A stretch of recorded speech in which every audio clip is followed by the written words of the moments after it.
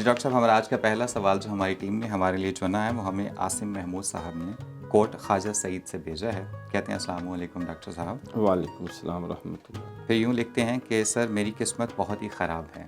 کبھی ایسا نہیں ہوا کہ جو چیز حاصل کرنا چاہتا ہوں وہ مجھے ملے. میری دلچسپی کمپیوٹر انجینئرنگ کرنے کی تھی، لیکن ماں باپ نے میڈیکل پر اسٹارٹ کیا، وہ بھی نہیں کر پایا. چھوٹا موٹا کاروبار کرنے کی کوشش کی، وہ بھی تباہ ہو گیا. جس لڑکی سے شادی کرنا چاہتا تھا، رشتہ بھیجنے سے پہلے ہی اس کی شادی کہیں اور ہو گئی. لمبی قطار پار کرنے کے بعد جب میری باری آتی ہے، میری قسمت کی کھڑکی اکثر بند ہو جاتی ہے. کیا کروں؟ قسمت کے ہاتھوں بہت پریشان ہوں.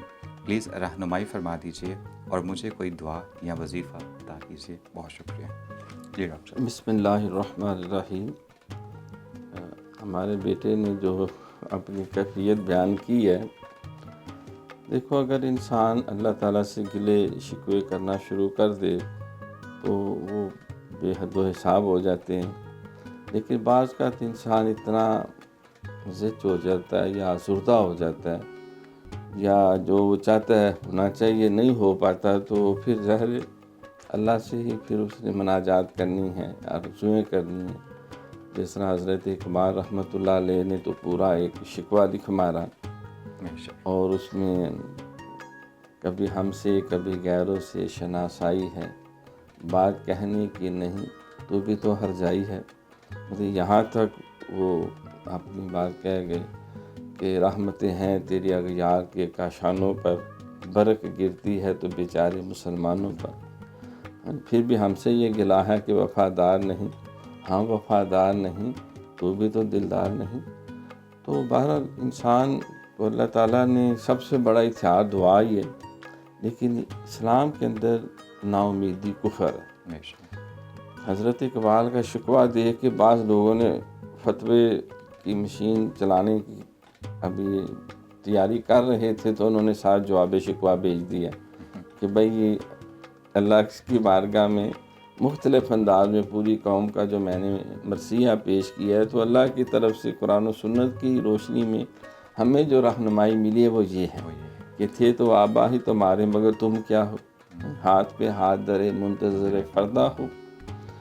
تو یعنی وہ دونوں پہلو سامنے رکھے جائیں. انسان اللہ تعالیٰ سے جب کوئی گلہ شکوہ کرتا ہے تو اللہ تعالیٰ نے بھی بندے کو بہت ساری چیزیں عنایت کی ہیں، پہلے اس کا بھی شکریہ ادا کرے. اس نے زندگی دی، اس نے آنکھیں دی، اس نے کان دیے، بولنے کی زبان دی، پکڑنے کو ہاتھ دیے، چلنے کو پاؤں دیے. پورا وجود جو ہے اللہ نہ کرے کسی کی دونوں میں سے ایک آنکھ ہی نہ ہو تو کس قدر انسان پریشان ہو جاتا ہے. بے شمار نعمتیں ہیں اللہ نے جو از خود ہمیں دی ہیں. ماں باپ کی نعمت ہے، بہن بھائیوں کی نعمت ہے. پھر سب سے بڑھ کے اگر انسان غور کرے تو اسلام کی نعمت ہے، مسلمان ہونا بذات خود، نبی علیہ السلام کو امتی ہونا. تو اللہ فرماتا ہے کہ اگر تم میری نعمتوں کی فہرست بنانا شروع کر دو گے تو میں تمہیں اور نعمتیں عطا کروں گا. والا ان شکرتم لازیدنکم، اکثر یہ واشکروا لی جگہ جگہ اللہ نے بار بار قرآن میں ذکر کیا. تو جو انہوں نے کیفیت بیٹے نے بیان کی ہے، اس کا بہترین حل یہ ہے کہ انسان جو ہے وہ باوضو ہو کے سچی توبہ کرے، اپنے معاملات کا محاسبہ کرے. اگر حقوق اللہ میں کوئی کوتاہی ہے تو اس کا ازالہ کرے، حقوق عباد میں کوئی کمی بیشی ہے تو اس کا تدارک کرے، اور اللہ کی بارگاہ میں جو ہے وہ حاجت کے نفل پڑھے.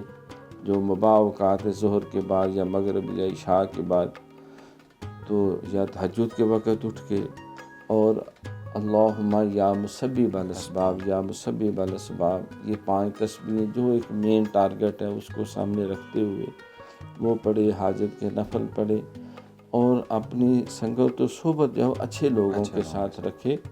کیونکہ اللہ فرماتا ہے کہ ان رحمت اللہ قریب من المحسنین، میری رحمت اللہ والوں کے قریب ہوتی ہے.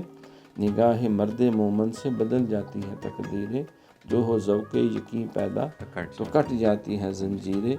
تو انسان جو ہے یک زمانہ صحبت باولیاء بہتر سلسالات بیریا، وہ صحبت کے بھی اثرات ہوں گے. کوئی نیکی کی باتیں سنیں گے تو انشاءاللہ بہت سے بھلائی کے راستے بھی نظر آئیں گے.